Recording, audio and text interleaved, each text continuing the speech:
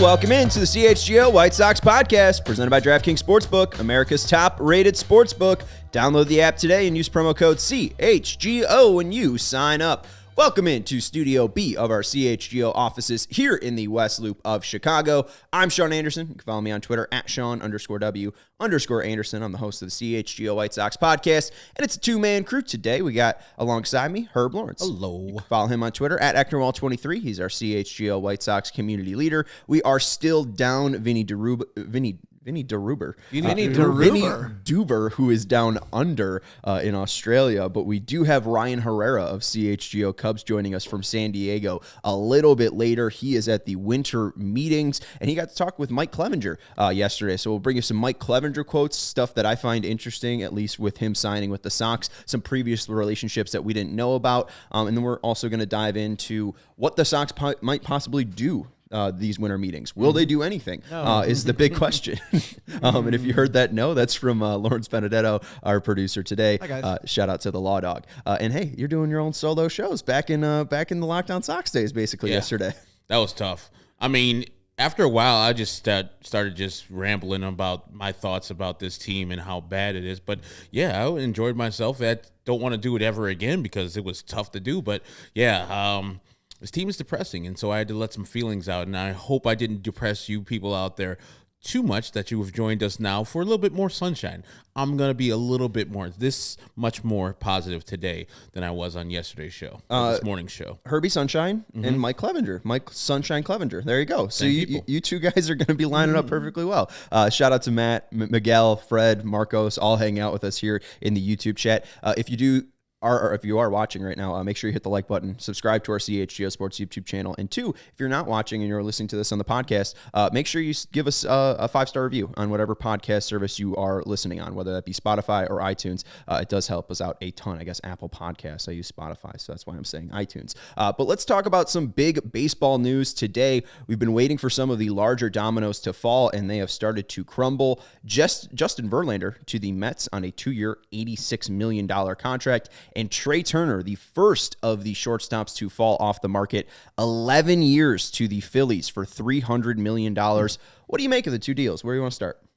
I want to start with the Trey Turner one first because as somebody astutely pointed out in my comments section, I think it was Jeremy, I don't know how to say his last name, it starts with L.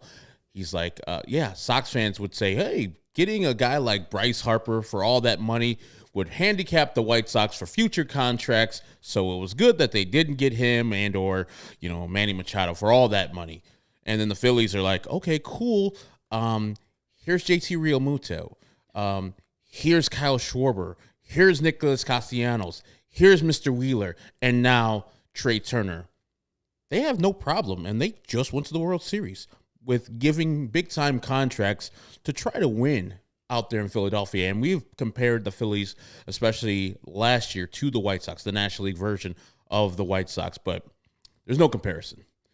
They go out and their owner is invested in winning. Their general manager invested in winning, and they don't give a damn if they already got a shortstop. They don't give a damn if it's, prohibitive money, which $27 million annual average value is not that prohibitive. To get a shortstop of Trey Turner's ilk, that's the cost. And they're paying him just as much as they're paying Bryce Harper. And I think their contracts and their years match up, or I think Trey Turner has one more year. But it's great to be a Phillies fan, to be a Mets fan, to be a Rangers fan, because your ownership has shown you that you're going after it. And even if you fall short, you can't look back and say, owner, general manager, didn't want it.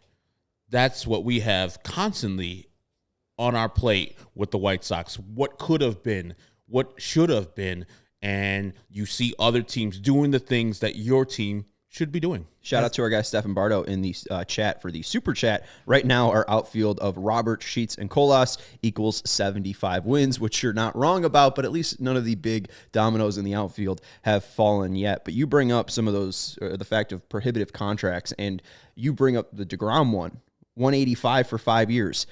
The Rangers have been doing this my whole life. I mean, they were the first team to ever do this back with A-Rod for $252 million for 10 years. Yep. So, and they're not prohibited. They just went out and signed Corey Seager and Marcus Semien. How do they follow that up? They go out and spend $185 million on DeGrom. And here's the thing.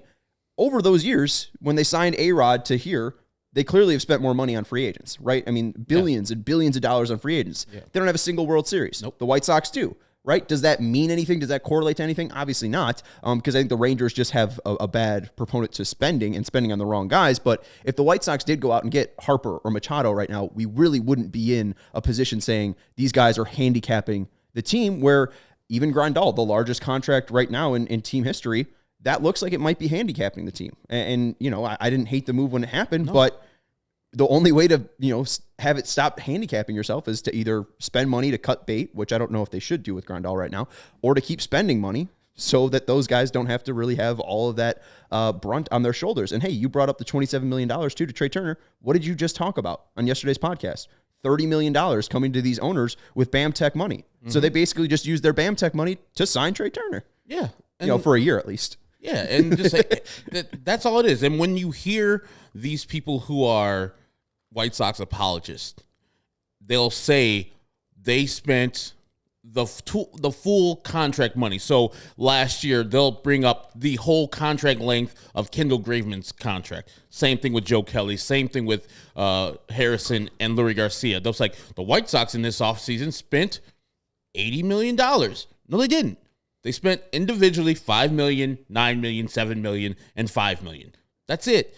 And Trey Turner is getting paid off of this BAM Tech money. And the Phillies know that they have much more money to spend on free agents if they need to. The money is in each of these owners' pockets. They'll lie to you until they're blue in the face. Jerry Reinsdorf has money. And what's up, Bruhan Luke? What's going on? I don't know if you saw my pick this week where I picked Tulane and UCF to go over in the American Conference Final. You're welcome, people who enjoyed the money. Oh, were you on? I was a big guest picker for picks. Nice. From the 108 picks. Yeah, definitely.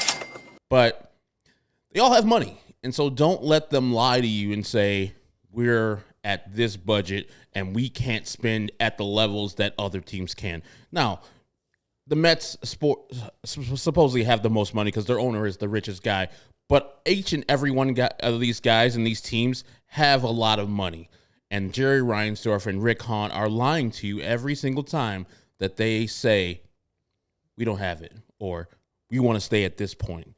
It's not even prohibitive to go into the collective or to the competitive balance tax, not even at all. So it's frustrating to see teams like the Texas Rangers doing things that your team should be doing, and then having White Sox fans who are like, well, where are they going to finish, third or fourth place in the AL West? Yes, but they're trying to finish in first place. The White Sox are just hoping and praying that they roll dice and finally that Cleveland comes back down to them and they finally find a way to have 99 percentile from all their players and 99 percentile health. And look at their division, too. I mean, obviously, those teams have gotten it in different ways. Seattle threw a ton of great trades. And, they have Julio Rodriguez, who they were able to sign. The Astros have been to the World Series 4 out of the 6 past years.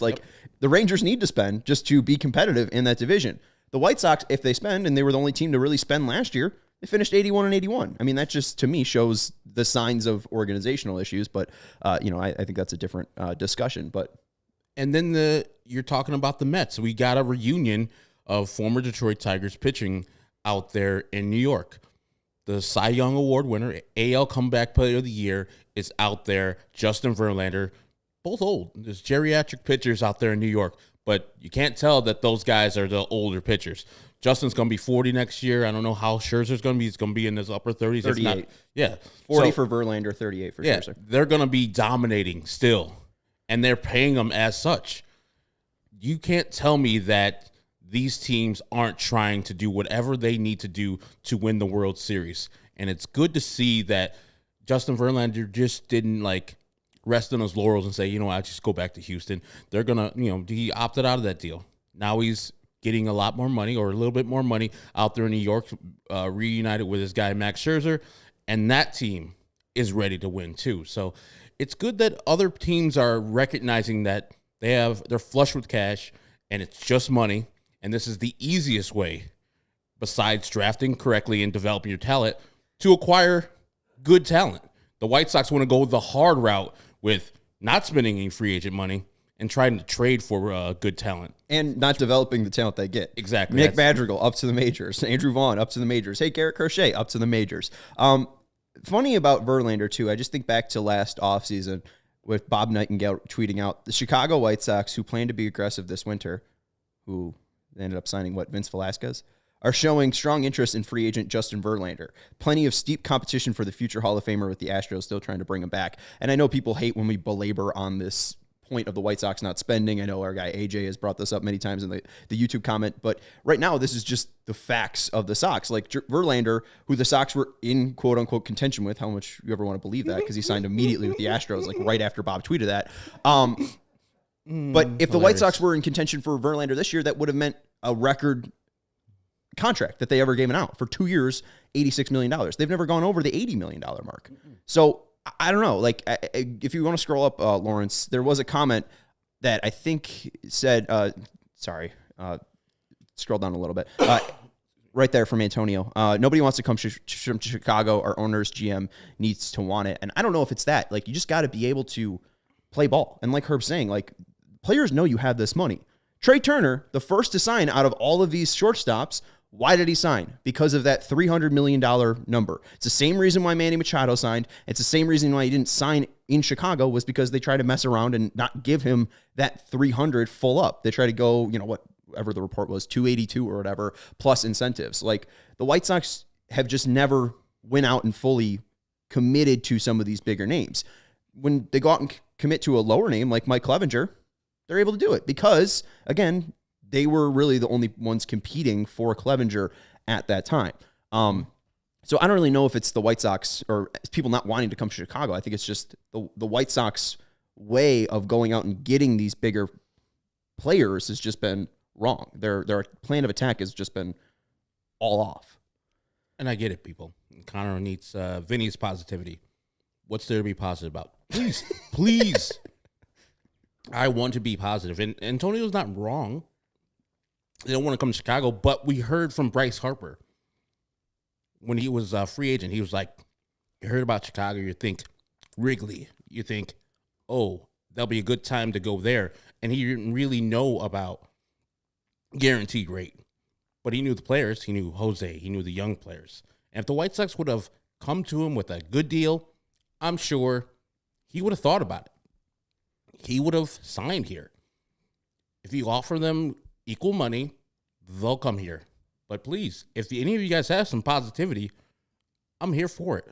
We'll talk about Sunshine a little bit later with Mike Clevinger. There's the positive thing.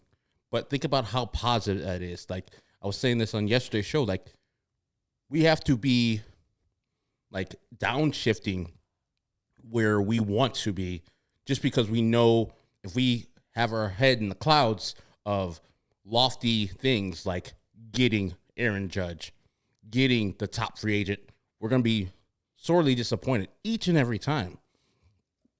Excuse me.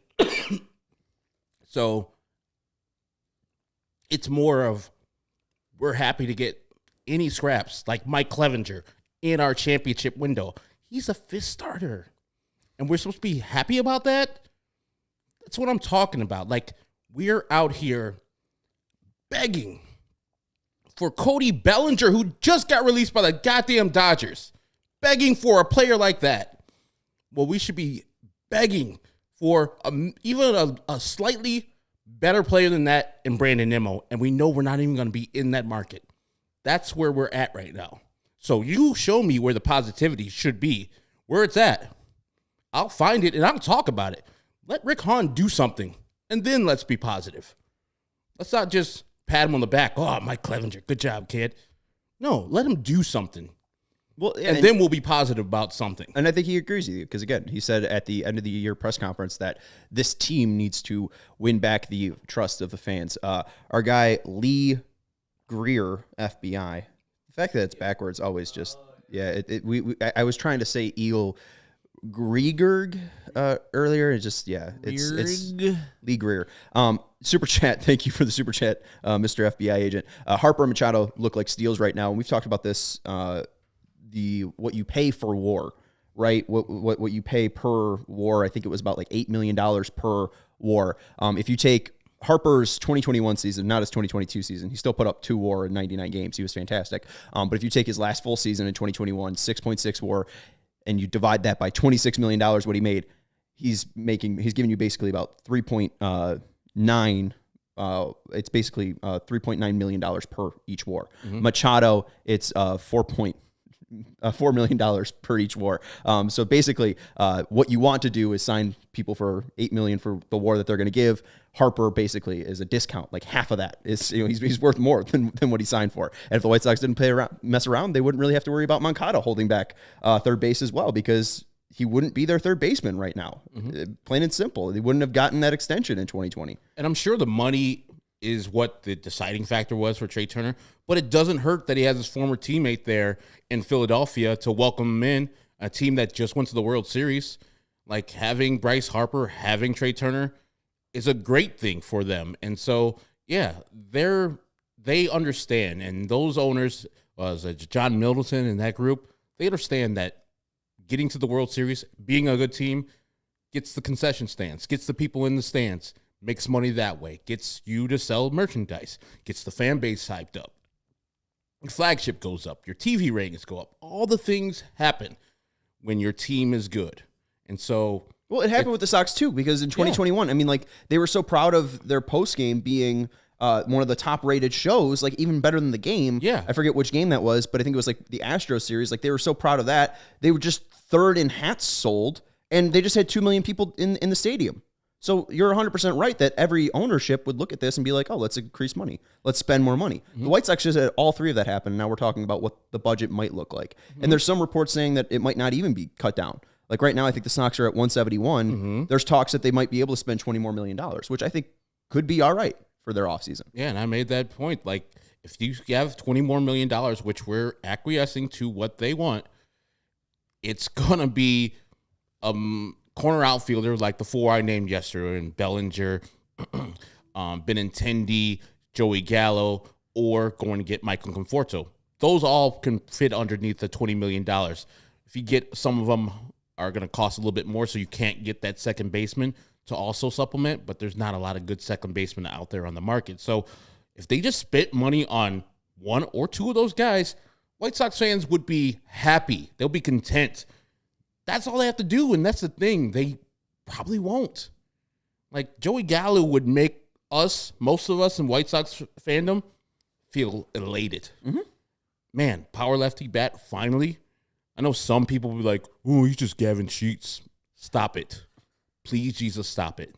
Gavin Sheets is a good player. He's on the precipice of being a 4A player and a major league player. Good second half. Joey Gallo is better than Gavin Sheets. Much better.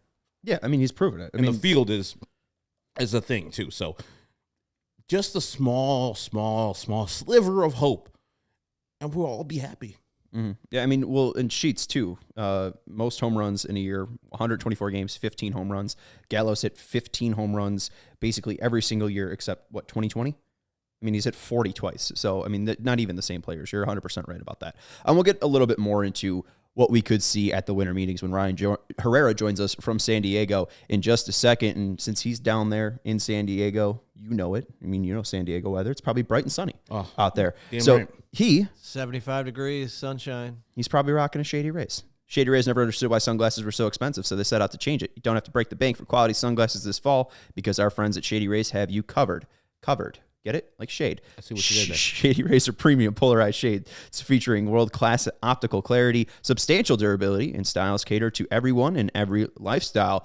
They just sent a couple pairs over to the CHGO crew, and I think our guy Jake was the one handing them all out, and it felt like when he was going through them that everyone got a different style. So every single person who picked up a Shady Rays pair, all were able to get the style that fitted their swag, their look. And there you go. And the best part about Shady Rays, don't ask me. You're the young one. They have the most insane protection program in all of eyewear.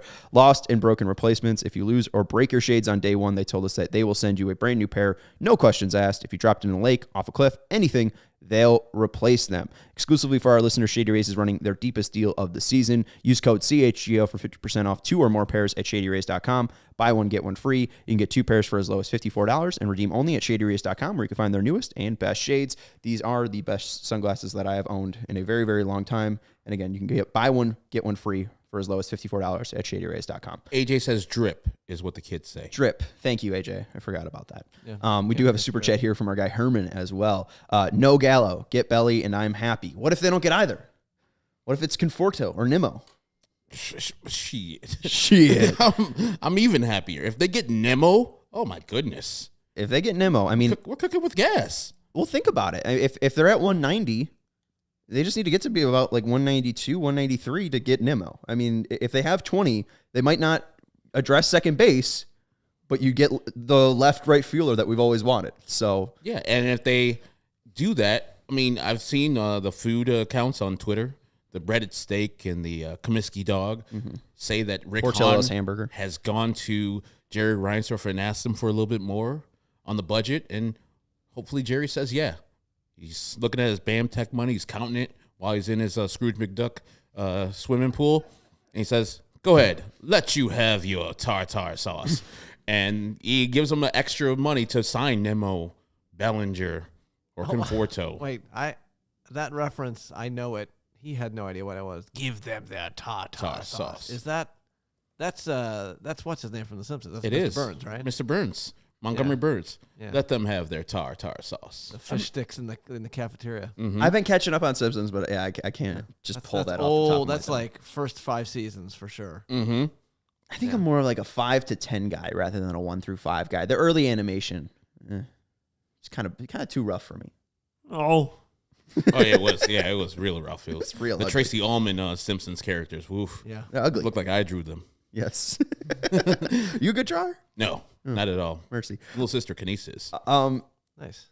Then also too, because there was no. Let me see. Are you looking for an ad read? I was looking for a certain tweet from our guy James Fox, because you mentioned all the food accounts, but I think there was a tweet from James specifically that mentioned that the Sox might even go over 190. Oh, the White Sox should have plenty of money. If you set the opening day payroll at 190, I'll still take the over. So James, still thinks that the White Sox could go over that 190, which would allow them to sign a guy like Brandon Nimmo if that was possible. So I mean, just to go away from some of the food accounts, there's some people with White Sox connections that say it could be over 190. And just for the people who don't know, James is plugged in. He had the extensions of what? Pin tweet, I think, is on Luis Robert. Luis Robert, he had that before everybody else, and so he's plugged in. He knows people who know people, and so believe what James has to say there at Future Sox and other places. He's a good guy and thorough. He would take the over. Doesn't mean it will happen, but Shout again, out to the Big Lebowski. Just interesting to see someone who with actual clout say that, and his name on it too. Right. And we just heard the ding, which means Ryan Herrera will be joining us. But Game Time is the hottest new ticketing site that makes it easy to score the best deals on tickets to sports, concerts, and shows. If you ever dreamed of sitting in a seat you never thought you could, 50-yard line, courtside, behind home plate, floor seats at a concert, it is possible with the Game Time app. The biggest last-minute price drops can be found on the seats you never thought you could buy. You won't find a better deal this season on Blackhawks or Bulls tickets. If you're trying to stay warm this holiday season, head over to the United Center and buy your tickets on Game Time. It's created by the fans for the fans, and it guarantees the lowest price out there. So if you see a lower price for that section, hit up the people at Game Time, and they will give you your money back 110% guaranteed. And if you love CHGO, then you'll love Game Time. The best way to support us is by buying your tickets through the link in the description. Join over 15 million people who have downloaded the Game Time app and score the best seats to all your favorite events. All right, let's go out to Ryan Herrera in San Diego, who is at the 2022 Winter Meetings for All CHGO. We're also with the All City Network. We got DNVR and PHNX out there. You can follow Ryan on Twitter at Ryan_A_Herrera. What's up, Ryan? How's it going, gents? How you guys doing? Very good. And Ryan just had a recent chat with Mike Clevinger over Zoom. You guys, Patrick, Jesse, and yourself talked about it in your Airbnb. A lot of interesting quotes out there, but covering the Sox in the winter meetings right now, how's it been so far, even though it's been a day? Yeah, I mean, I feel like I should have grown a mustache for this, so I can fill in the Vinny part correctly. No, it's good. We're getting. I believe we're talking to Rick Hahn later on today, so we'll have to maybe bring some of that stuff in tomorrow's show. We'll get a new manager, Pedro Referral, tomorrow. I don't remember the exact time, but I believe it's also after the show. A lot of things are happening after the show. I kind of caught on to that. Thanks, West Coast time. Yeah, exactly. It's been good. It's been a little hectic, especially that Trey Turner news dropping the other a couple hours ago. Trey Turner of the Phillies, that kind of sent a few people into a rush. Got the word spread pretty quickly around here, but no, it's been going well. San Diego's beautiful. I wish you guys were here to see it. Me too. Instead of being in cold Chicago. But yeah. Ryan, I just want to know, none of us or most of us have never been to a winter meetings. What's the layout? I heard the GM meetings is more private. It's more setting up of deals for this winter meetings. Is it in a big, huge open area where GMs and front office people are just out and about mingling and such? What's the atmosphere in that hotel/convention center? Yeah, I mean, the layout is basically like the team conventions where it's this big, gigantic, hotel. Our media workroom, the big ballrooms that they have all the tables for media and stuff. I think they have a podium for managers, I believe, set up in there. But it's all that. And you got in the front room, there's people, hundreds of people walking in and out of the doors, in and out of the lobby. And that's basically the lay of the land. It's just people everywhere. There's a lot of people.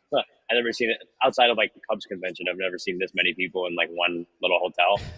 And then I would have to assume all the front office personnel are up in the suites and stuff, not refusing to come down, so they're not mobbed by reporters. But yeah, that's the lay of the land. You go to, I guess Sox Fest is canceled again this year for you guys, but types of conventions like that, you could kind of get an idea of what it would look like with just people everywhere. So, there's a lot of people around. So what's the rumors like? Did you hear stuff about Trey Turner and Philly possibly linking up before that was tweeted out, Verlander, or has it been just kind of quiet all across the MLB this winter meeting so far? Yeah, the Trey Turner, of course we knew that Trey Turner was, linked to the Phillies beforehand. But as far as the deal happening today, how it did, 11 years, $300 million, I think it was, that kind of came out of nowhere. And that's why, when I mentioned, it kind of sent people into a frenzy a little bit because people, checking their phones, oh my God, Trey Turner, Phillies, that kind of stuff. Verlander, same thing. And that happened, even earlier, but that's it is kind of funny when you think about it. The rumors, I guess, are maybe kept a little quieter somehow. But then you have two of the top 3 or 4 free agents off the board within hours of each other. That's how quickly things happen when everyone's in one room. Agents, GMs, presidents, whatever. When they're all in one room and able to hammer it out that way, that's how quickly these deals can come to fruition. So I'm not that we had heard the rumors trickling throughout the reporters throughout the day. It just makes more sense that they kind of just dropped very quickly as they got the deal done. As we look at Twitter sphere, there's, of course, rumors about people the White Sox are interested in. Are there any rumors that have been trickling through the reporters and saying, okay, the White Sox are looking and talking to this agent about maybe this player X, player Y? Is there anything out there that White Sox fans can be like, okay, maybe they're out here doing things? Because I know the White Sox would love to have you think that they're trying things, even when they do fail on signing a player. Yeah, I specifically for me, have not heard anything.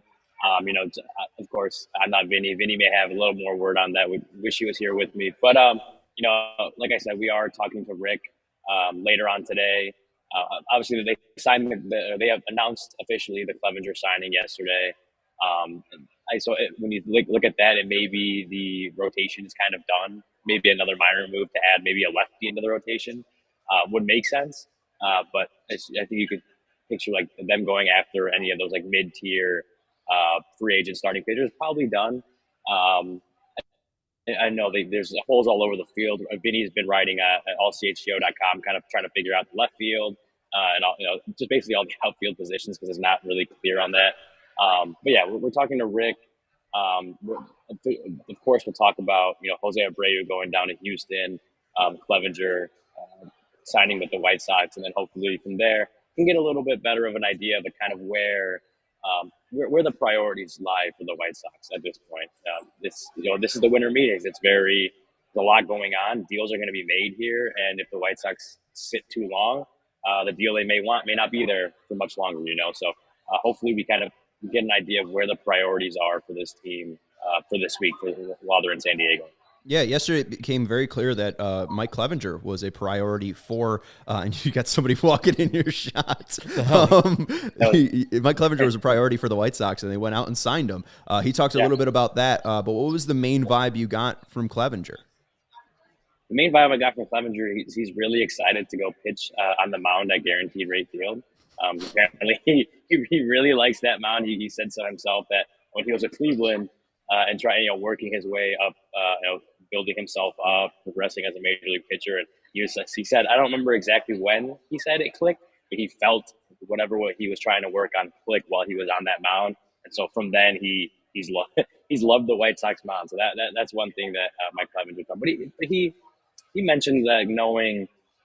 Seeing the pieces that the White Sox do have. And it's something that we talk about all the time, that the White Sox have the pieces, right? They have good, solid players. They just haven't put them together in the right way. These things haven't worked out. And that's what he mentioned. He knows that, when you look at the rotation, Giolito could have a bounce back year this year. Lance Lynn, Dylan Cease, those kind of guys can lead a pretty great rotation if they kind of putting all the things together at the same time. But then you got guys around the field, Andrew Vaughn, Eloy Jimenez, like really good players. That this team could be, what happened in 2022 doesn't have to be what happens in 2023. And he knows that, and he thinks, he kind of talked about like this is a roster that I fit in well with, that I feel like I can gel with and vibe with, but also is a roster that can compete, and that's what he wants to do. He said he knows the White Sox just from having been in the division for so long with Cleveland, and he knows Ethan Katz from a previous relationship. So that I think there could be a very quick comfortability factor with Clevinger. He said it was the White Sox didn't wait. One of the things that drew him to the White Sox is they didn't wait to see how the market went. They came and they gave him an offer, and he liked that, and he knew that it was a place he wanted to be at, and so he signed really quickly. And go ahead, sorry. Oh no, I was going to say like that. So that's where that comfortability factor comes in. As it feels like the adjustment may not take as long, just because he knows some people in the organization. He knows the organization itself, having been on a rival team for so long, and it's a place he wants to be at. So it's not going to be a tough thing for him to kind of merge with this team and gel. And usually, when you get a big time signing like you got with Trey Turner signing with the Phillies today, the other shortstops are soon to follow as he has set the market for himself. Is there any rumors about the three other guys who are out there as the big-time shortstops signing, or any other deals out there rumored that might be percolating and getting done either tonight or tomorrow? Well, we know, yesterday, one of the Red Sox, one of the reporters that covers the Red Sox, had kind of linked the Cubs to Xander Bogaerts, saying that they were going to offer him a deal. We haven't got any update on that. We don't know. Haven't heard anything else on that since that tweet came out. But like you mentioned, the Trey Turner thing, like that market, like once the first domino falls, a lot of the other dominoes fall pretty quickly in line after that. So you have Carlos Correa, who we know Carlos Correa has a lot of suitors. Same thing with Xander Bogaerts. Same thing with Dansby Swanson. Those are the three that are left on the market. And if the first domino falls, that's the market. They may be quick to come off the board too. So not even just the Cubs, but there are, 8 plus teams that are looking at shortstops. There's going to be a few that get left out if they don't kind of jump the market now and take advantage of the time they have now to lock one of those guys in. As far as starting pitchers, we know Jameson Taillon has a lot of his market has, I guess, heated up recently the last couple of days. A lot of teams like what they see out of him, probably like the price range of where they could get him as a mid-tier starter, I would say, maybe like right around 3, the number 3 starter. But like guys like him, Chris Bassett, those guys, even Kodai Senga's probably a little higher on that tier, but in the same tier. But those are all starting pitchers that now that Justin Verlander is off the market, and Jacob deGrom, obviously, you're slowly getting closer to that tier of pitchers. And that's nothing to say about Carlos Rodon, old Sox friend Carlos Rodon, who is now, of those three starting pitchers that included deGrom and Verlander, he's the only one left on the market. So someone looking for a frontline starter, that's probably their only option. And so maybe that kind of works in his favor a little bit, as like a team that wants that ace starter. They may have to pony up a little bit to get him. Rick Hahn will be speaking in about 2 hours down at the Winter Meetings in San Diego. You can follow Ryan Herrera on Twitter at Ryan_A_Herrera. Final question for you, Ryan, at least from me. What's the big question to Rick Hahn, this little talking point here? I mean, is it going to be Clevinger, you think? Is it going to be Abreu? What do you expect from Rick Hahn on day one here? I think just because of how recently things have happened, Abreu and Clevinger may be bigger talking points. But you know how these things go. It will eventually, evolve into asking Rick Hahn how he plans on fixing some of the holes in the roster, or the left field question. That'll probably be a big one. How are you going to address left field? How are you going to address the rest of the holes in the roster? You know how these press conferences go. You could start it one way, but it always comes down to what are you going to do next year to figure it out. I lied. Can you ask him specifically about Brandon Nimmo? You're not going to be asking him a lot of questions. You're more of a Cubs guy. So, hey, just go in there and just ask him straight up, what do you think of Brandon Nimmo? And maybe he'll give you an answer. I don't think he'll give an answer, but we'll see. No, I don't think he'll give an answer too. Make sure, though, you follow Ryan on Twitter to see anything that Rick Hahn does say out of the Winter Meetings today. Again, on Twitter at Ryan_A_Herrera. Got anything else for our guy Ryan? No, you guys got the same setup for your Twitter thing. Yeah. First name, middle initial, last name. Yeah. Underscores all over the place. And Ryan, the most important question, have you had a California burrito yet? I have not had a California burrito yet. We'll be trying one. Actually, I've heard, I was told by one Uber driver that this place called Tacos El Gordo is the best tacos in San Diego. You get some Al Pastor tacos from Tacos El Gordo. There's a bunch of Tacos El Gordo. Wait, what about the carne asada fries? That's what I told you to get. Carne asada fries? See, Lawrence, I told you to put a list together and send it to me. I need that. I need that so I can check them out. I swear I sent you the links to both those places. I told you to. Whatever. Well, you can get carne asada fries also at Tacos El Gordo. Okay, sounds good. You got 2 hours until Rick Hahn speaks, so go get some carne asada fries. There you go, Ryan. For sure. Will do, man. Thanks, guys. Appreciate it, Ryan. Again, follow Ryan on Twitter at Ryan_A_Herrera. And he is our CHGO Cubs White Sox reporter today, down for All City Network. And Matthew McGorry, I literally, before Ryan left Chicago, I think I talked to him on Thursday. I was like, ask Rick Hahn why they canceled Sox Fest, because this is the first real time that the media gets to talk to him in a public setting where it's no specific agenda. Mm-hmm. And Ryan already has that in his pocket. I hope he asked that question. I didn't want to reiterate it here on the air, as I've already asked him in person. So, well, yeah. I mean, I guess what was the GM meetings he spoke, and I guess he really didn't have an agenda there and wasn't asked. Because I'm trying to think back, the couple press conferences, the last one they had was to announce Grifol's staff, and then to announce Pedro, but there was that GM meeting in between there. I don't think anyone asked him. I mean, what do we expect the answer to be, though? Due to complications, we were not able to do. I mean, they're scared. The Cubs can put on the convention. The White Sox should be able to put on their convention. I don't know. Anyways, thank you, Ryan, again for joining us from San Diego. Matthew Lucas, what's Sox Fest? I've never been. What's superimposed? It seems overhyped, but it's still important for fans. As a media member, it's kind of like you seeing the sausage being made, so I don't get hyped up more. Like, I'm not a journalist, but I am still in the media, and so we worked at the Score. We would go to a couple Sox Fests as we were the flagship at the time. Cool for people who don't usually see these players to see them, press the flesh, get an autograph from a Michael Kopech. Back in the day, it was, Jose Contreras and other players, El Duque, all those people. It's a fun time to meet other like-minded White Sox fans, see the players, go to the whole, fans bitching to Rick Hahn, Kenny Williams, and other front office members. They used to have those sessions where it was a free-for-all. It was awesome.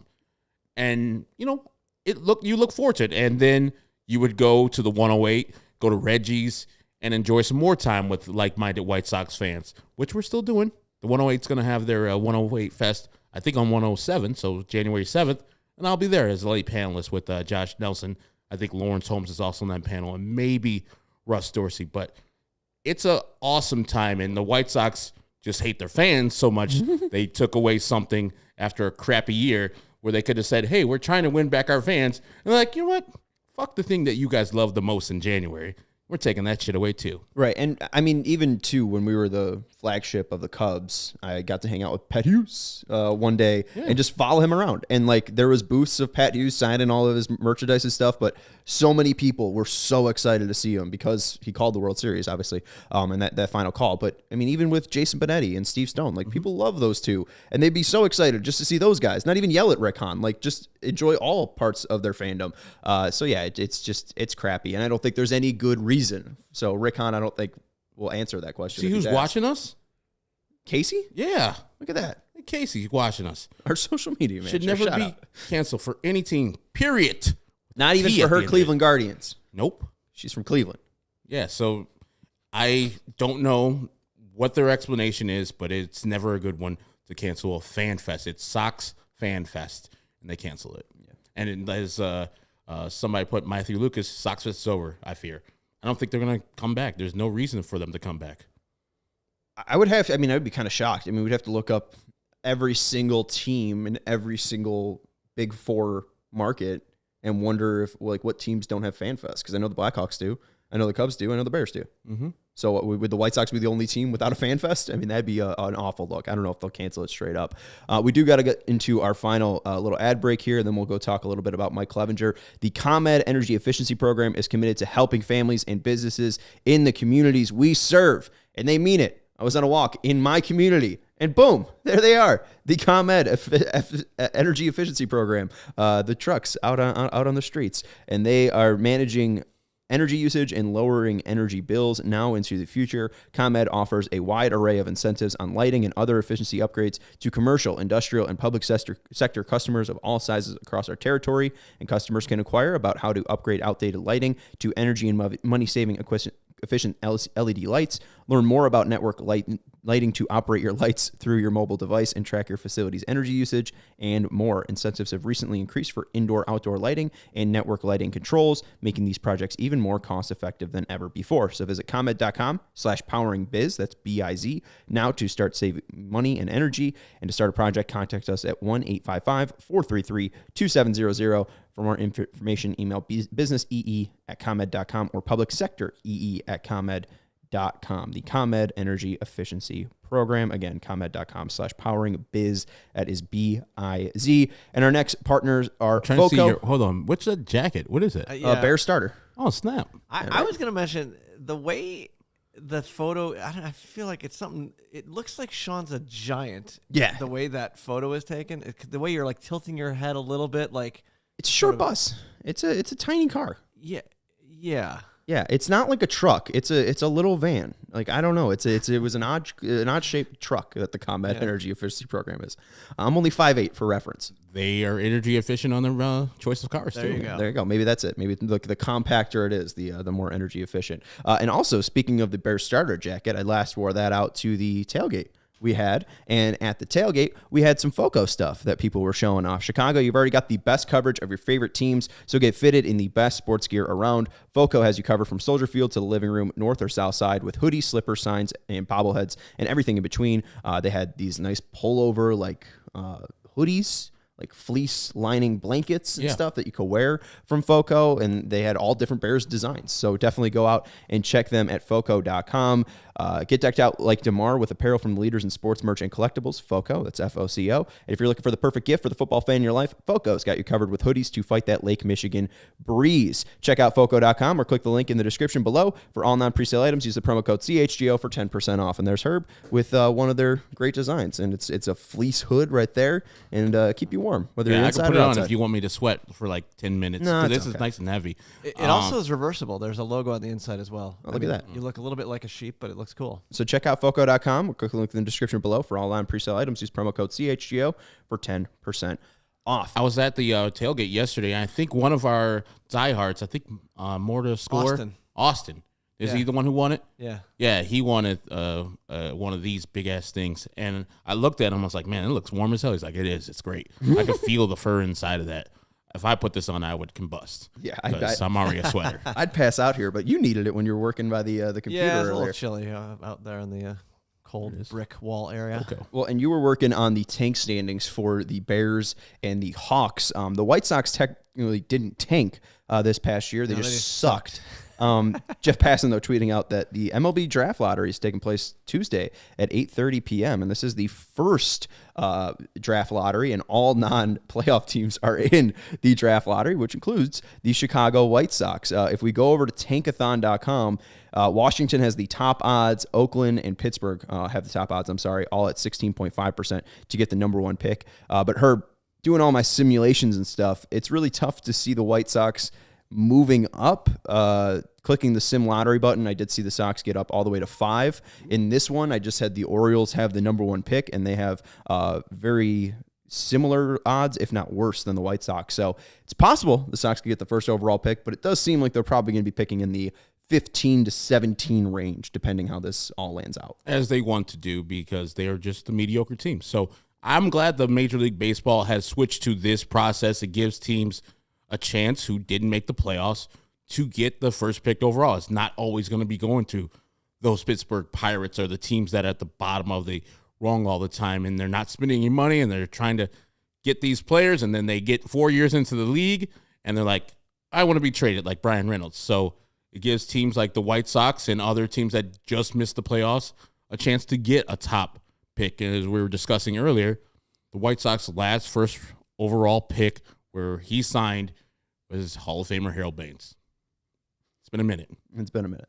And not a lot of just top 5 picks overall for the White Sox. We were going through it. And their actual top 5 history is pretty decent. They haven't had a ton of busts. Most recent was Carlos Rodon. Most recent was Andrew Vaughn. And then the most recent before that was Carlos Rodon. So, pretty decent. But do you think they'll rig it or anything? I mean, I see Alex saying, I hope they rig it.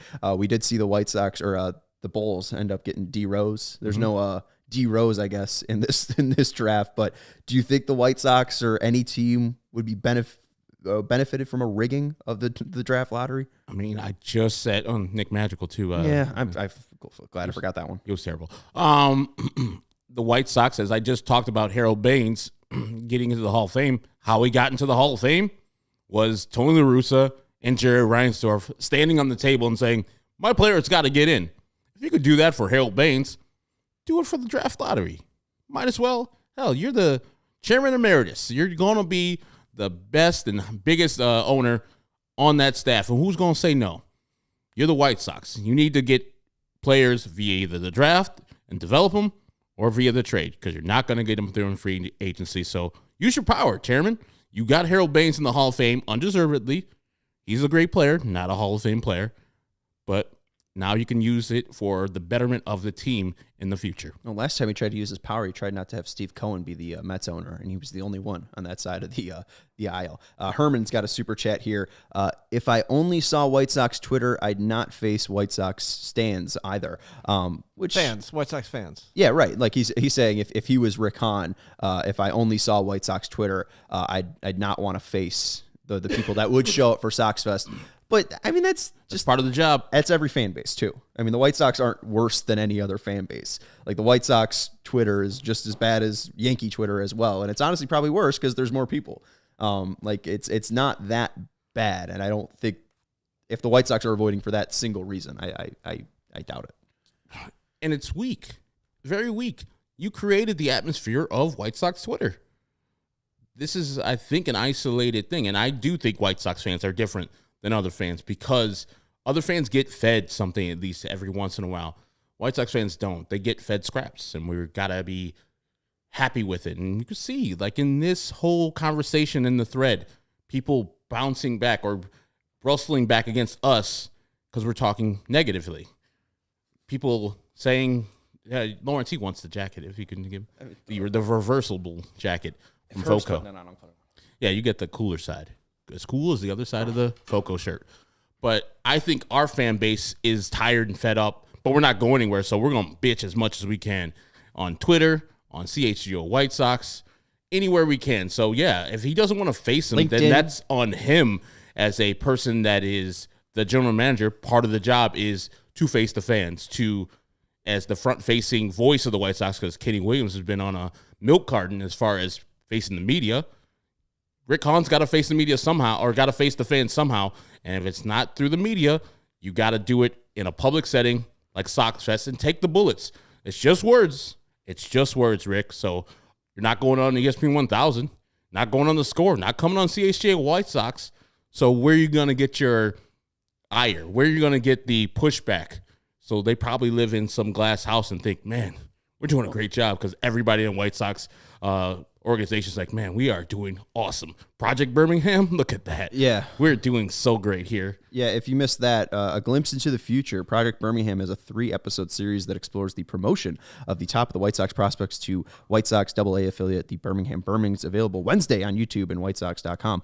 So they're very excited about this Project Birmingham thing, but I don't know if it's even something that they're going to replicate in 2023. So you'll get an insight into the White Sox organization, I guess, on Wednesday. But do they have enough players to replicate that again next year? I mean, maybe it's the same players. I'm not sure. Maybe it's the same people they try to recycle. Theoretically, Oscar Colas will be up here. Colton Montgomery will probably still be down there, but who's coming up from Single A? Ramos? That's about it? Single A? Yeah. I mean, Colson, I guess, because, I mean, Colson was... I think he'll just be set at AA his whole year.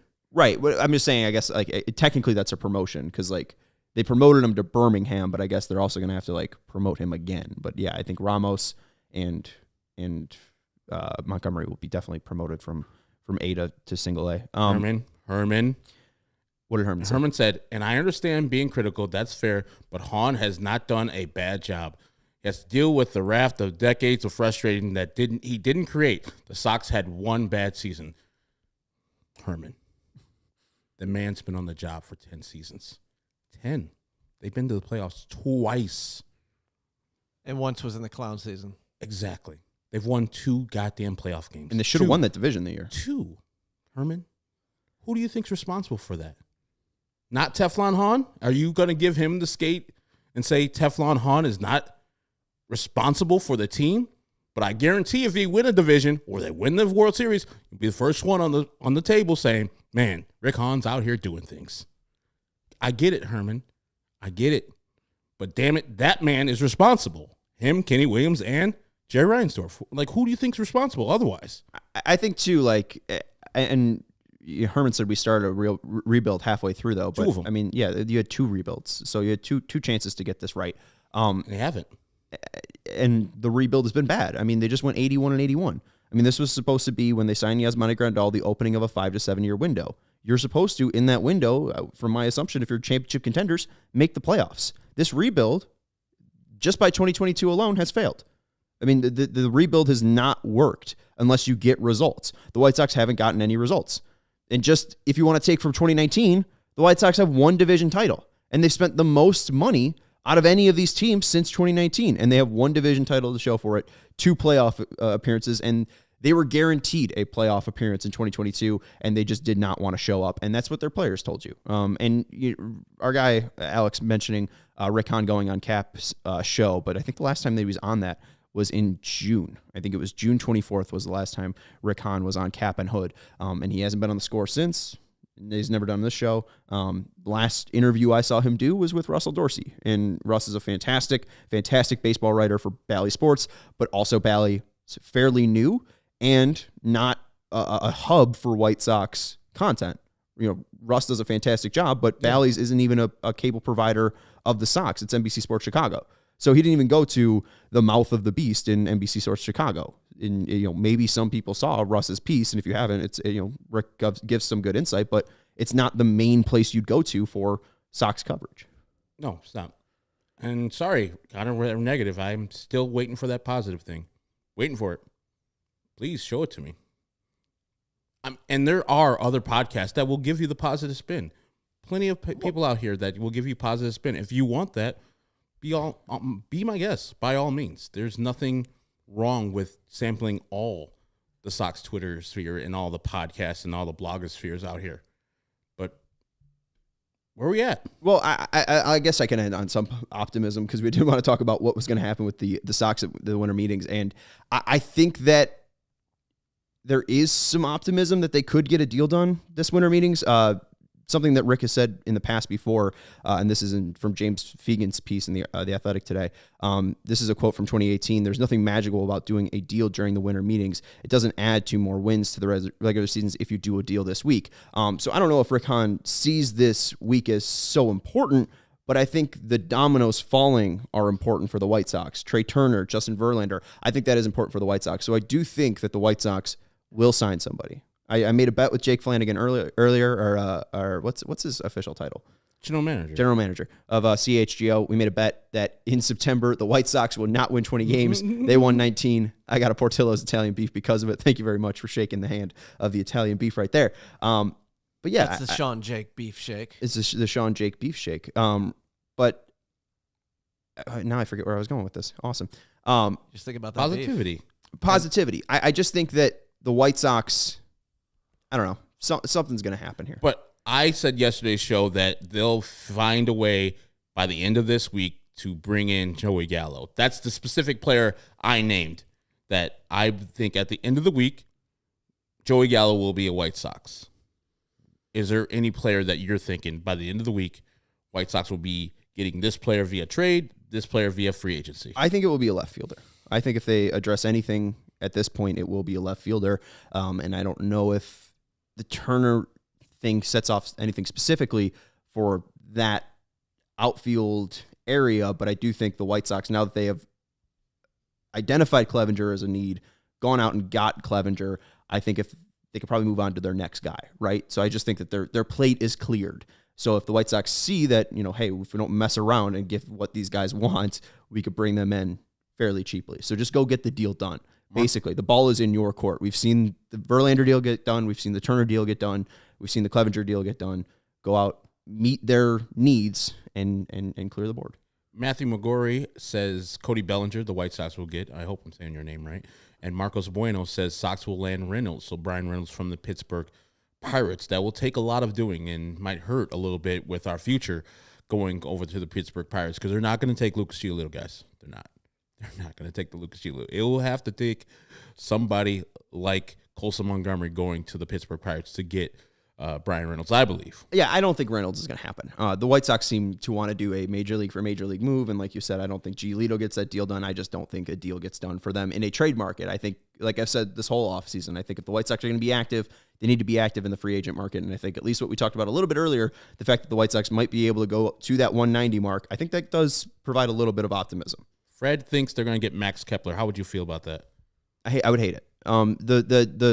The Max Kepler rumors for Max Kepler and Giolito for what was the rumor? Giolito for Max Kepler and Nick Gordon. You're getting a guy whose best season's 2019, so that's a huge red flag in Max Kepler, and Nick Gordon, who I have tweeted is the worst baseball player I've ever seen.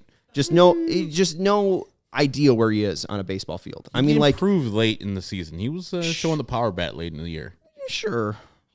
His dad's Tom Flash Gordon. Yeah, what did D do? I mean, D got popped for steroids, and I don't know.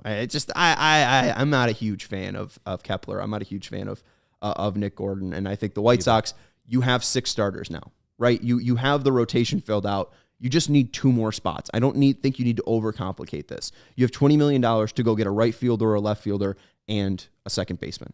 I think that they can do that.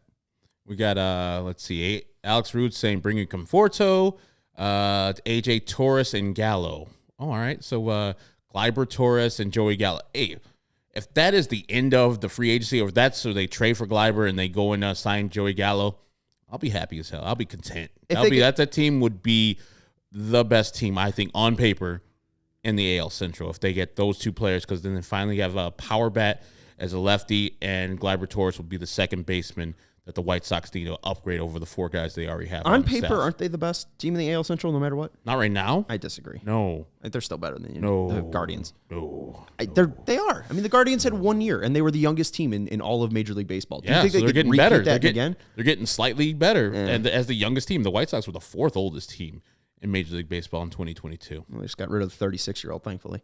Anyways, and added a 32-year-old. Younger. They got rid of Johnny Cueto and got younger. They got 4 years. Got rid of their 70-plus-year-old manager and got a 50-year-old manager. 20 years right there. That's Herb Lawrence. You can follow him on Twitter at Ecknerwall23. Again, that's Herbie Sunshine. It is for all those people who think he's too negative. I'm Sean Anderson. You can follow me on Twitter at Sean_W_Anderson. Our guy Herman with a final super chat. If nothing, you guys are fire. Hashtag Rah-rah White Sox. Rah-rah White Sox. Thank you, Herman. And you're fire as well. We appreciate everyone. And I think you said that to somebody. It's discourse. It's our whole team, so everyone's going to feel passionate. But as long as you're cordial about it, right? I mean, we don't name calling. We just disagree with our opinions on what the White Sox are doing. And I'm more based to be thinking negatively. My man Jaxo, which I gave you a shout out yesterday, Jaxo, when you come on here and you say, let's sign Judge, and we poo-poo that.